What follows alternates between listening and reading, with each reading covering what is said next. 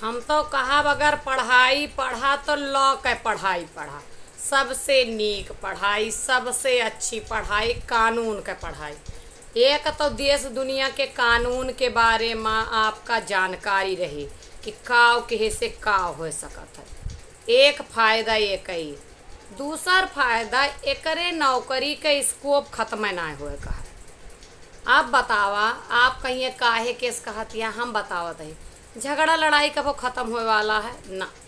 पहले जौने रिश्तन में झगड़ा कभो ना होत रही, नजर मिलाए के लोग ना देखत रहे। आज उन्हों के ऊपर मुकदमा कह दिए तहाँ आहा फायदा किनाया है।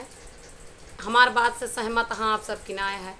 और तो और एहमा हार जीत के भी बाद भी आपके कौनो नुकसान ना।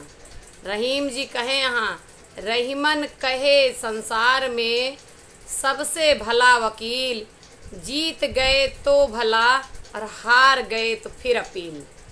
चाहे हारा चाहे जीता वकील का फायदा है।